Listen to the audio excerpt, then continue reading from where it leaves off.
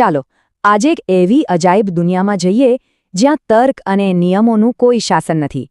આપણે એક બહુ જ જૂની અને જાણીતી ગુજરાતી લોકકથા અજબ ગજબ નગરના અસંભવ તર્કને સમજવાની કોશિશ કરીશું. વાર્તાની શરૂઆત જુઓ, કેટલી સાદી છે.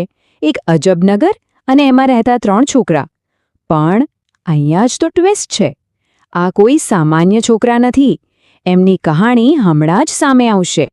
તો સમજી લો કે આ કોઈ સીધી સાદી વાર્તા નથી, પણ એક મજાનું ઉખાણું છે. એક એવું નગર જ્યાં દુનિયાનો કોઈ નિયમ કામ જ નથી કરતો. તો તૈયાર છો આ અસંભવ નગરની સફર પર જવા? ચાલો ત્યારે. તો વાર્તાની શરૂઆત થાય છે 3 છોકરાઓથી. 3, બસ 3 છોકરા. સાંભળવામાં તો કેવું સીધું સાદું લાગે નહીં? પણ યાદ રાખજો, આ નગરમાં કશું જ સીધું સાદું નથી. અને આ રહ્યો પહેલો ઝટકો. એ જે 3 છોકરા હતા એમાંથી 2નું તો કોઈ અસ્તિત્વ જ નહોતું અને ત્રીજો ક્યારે આવવાનો જ નહોતો. તો પછી આ વાર્તા છે કોના વિશે? બસ આ જ તો અજબ ગજબ નગરનો કમાલ છે. તો હવે જે પાત્રો હકીકતમાં છે જ નહીં, એમને એક એવી મુસાફરી પર મોકલીએ જે ક્યારેય થઈ જ નથી. ચાલો જોઈએ કે આ શૂન્યની યાત્રામાં આગળ શું શું અજાયબીઓ થાય છે. તો જુઓ, એમની આ અજીબ મુસાફરીમાં શું શું થાય છે. પહેલાં તો એ લોકો સફર શરૂ કરે છે. પછી એમને 3 ઝાડ મળે છે જ્યાં એ લોકો 3 તરબૂચ ખાય છે. ત્યાંથી આગળ વધીને 3 નદીઓ પાર કરે છે અને છેવટે એક નવા ગામમાં પહોંચે છે. દરેક પગલું તર્કને એક નવો પડકાર આપે છે. હવે આ ઝાડની ગડબડ તો જુઓ. એમને જે 3 ઝાડ મળ્યા હતા એમાંના 2 તો ક્યારેય ઉગ્યા જ નહોતા અને ત્રીજું તો ભવિષ્યમાં પણ ક્યારેય ઉગવાનું નહોતું. એટલે કે ભૂતકાળ પણ ગાયબ અને ભવિષ્ય પણ ગાયબ. કેવું અજીબ! અને પછી આવે છે નાસ્તાનો સમય. એ જ ઝાડ નીચે બેસીને એ લોકો 3 તરબૂચ ખાય છે, જેમાંથી 2 ક્યારેય થયા જ નહોતા અને એક તો ક્યારેય થવાનું જ નહોતું. અને મજાની વાત તો જુઓ, જે છોકરાઓ પોતે જ નથી એ એવા તરબૂચ ખાઈ રહ્યા છે જે ક્યારે હતા જ નહીં. આ તો કલ્પનાની પણ હદ છે. સફર આગળ વધે છે અને હવે સામે આવે છે 3 નદીઓ. પણ ઊભા રહો, આ કોઈ સામાન્ય નદીઓ નથી. 2 નદીઓ તો સાવ ખાલીખમ, પાણીનું નામ નિશાન નહીં. અને ત્રીજી, એ તો સૂકી ભઠ્ઠ હતી. અને તેમ છતાં વાર્તા એવું કહે છે કે એ છોકરાઓએ ધરાઈને પાણી પીધું. હવે સવાલ એ થાય કે જે નદીમાં એક ટીપું પાણી નથી, એમાંથી ધરાઈને પાણી પીધું કઈ રીતે?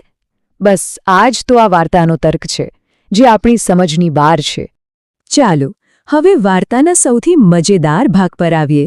એક એવી મિજબાની જ્યાં અતાર્કિકતા એની ચરમસીમા પર પહોંચી જાય છે. એક એવી મિજબાની જે કોઈના માટે હતી જ નહીં. એ જે ગામમાં પહોંચ્યા ને ત્યાંની હાલત તો જુઓ. 3 ઘર હતા, પણ એમાંથી 2 તો બન્યા જ નહોતા અને ત્રીજાને દિવાલો જ નહોતી. રસોઈ માટે 3 સોનાના તપેલા હતા, પણ એમાંથી 2 તો ચોરાઈ ગયેલા અને ત્રીજું ક્યારે બન્યું જ નહોતું. હવે આવી જગ્યાએ કેવી મિજબાની થાય? અને હવે આવે છે આ અશક્ય ભોજનની રેસીપી. જરા સાંભળો.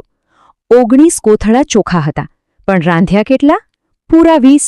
એ પણ એવા વાસણમાં જે હતું જ નહીં. અને જમવા કોણ આવ્યું? 3 મહેમાન, જેમાંથી 2ને માથા નહોતા અને 1નું માથું જ ગાયબ હતું. અદ્ભુત! તો આ 20 કોથળા ચોખા ખાધા કોણે? જવાબ એકદમ સીધો છે, પણ તર્ક વગરનો. એ ખાધા પેલા 3 માથા વગરના મહેમાનોએ અને પેલા 3 છોકરાઓએ, જેમનું ખુદનું કોઈ અસ્તિત્વ નથી. શૂન્ય અને શૂન્ય, પણ જમણવાર પૂરો. સારું, અત્યાર સુધી તો વાર્તામાં બહુ મજા આવી, પણ મનમાં એક સવાલ જરૂર થતો હશે કે આ બધી આડીઅવળી વાતોનો મતલબ શું? ચાલો હવે આ અતાર્કિકતા પાછળનો તર્ક શોધીએ. તો આખા વિશ્લેષણનો મુખ્ય સવાલ એ જ છે. જે વાર્તાનો કોઈ મતલબ જ ના નીકળતો હોય એવી વાર્તાનો હેતુ શું હોઈ શકે? શું આ ખાલી મગજમારી છે કે પછી એની પાછળ કોઈ ઊંડો અર્થ છે? અને આ રહ્યો જવાબ. આ વાર્તા જે છે ને એ નોનસેન્સ લિટરેચર એટલે કે અતાર્કિક સાહિત્યનો એક ઉત્તમ નમૂનો છે. અહીંયા હેતુ કોઈ તર્ક કે બોધ આપવાનો નથી, પણ ભાષાની રમતગમત અને કલ્પનાને છૂટો દોર આપીને માત્ર મનોરંજન કરવાનો છે. આવા સાહિત્યની કેટલીક ખાસિયતો હોય છે, જેમ કે જાણી જોઈને ભૌતિક નિયમો તોડવા. યાદ છે ને 19માંથી 20 કોથળા ચોખા રાંધવા? પછી આવે ભાષાનો રમતિયાળ ઉપયોગ અને એવા પાત્રો જે સામાન્ય બુદ્ધિમાં બેસે જ નહીં, પેલા માથા વગરના મહેમાનોની જેમ. અહીં વાસ્તવિકતા કરતાં કલ્પનાને જ પ્રાધાન્ય અપાય છે અને આવી વાર્તાઓ મોટે ભાગે લોકકથાઓ અને બાળકોની વાર્તાઓમાં જોવા મળે છે. તો પછી સવાલ એ થાય કે આવી અશક્ય લાગતી વાર્તાઓનું મહત્વ શું છે? કેમ પેઢીઓથી લોકો આવી વાર્તાઓ કહેતા સાંભળતા આવ્યા છે? સમજવા જેવી વાત એ છે કે આ વાર્તાઓ તૂટેલા તર્કનું ઉદાહરણ નથી, પણ એ તો આપણા મગજ માટે એક રમતનું મેદાન છે. એ આપણને રોજબરોજની તર્કબદ્ધ વિચારસરણીના બંધનોમાંથી આઝાદ કરે છે. તો ટૂંકમાં અજબ-ગજબ નગરનો હેતુ શું છે? એક તો એની અજીબોગરીબ વાતોથી આપણું મનોરંજન કરવું. બીજું, ભાષા કેટલી સર્જનાત્મક હોઈ શકે એ બતાવવું. ત્રીજું, સાંભળનારની કલ્પનાને એક નવો પડકાર આપવો. અને સૌથી અગત્યનું, એ યાદ કરાવવું કે વાર્તાઓ ક્યારેક માત્ર ને માત્ર આનંદ અને રમત માટે પણ હોઈ શકે છે. અને અંતે આ વાર્તા આપણને એક બહુ રસપ્રદ સવાલ પર લાવીને છોડી દે છે. આજે આપણે જે વાર્તાઓ બનાવીએ છીએ, જે વાર્તાઓ એકબીજાને કહીએ છીએ, એમાં એવા કયા નિયમો છે જેને તોડવા જેવા છે?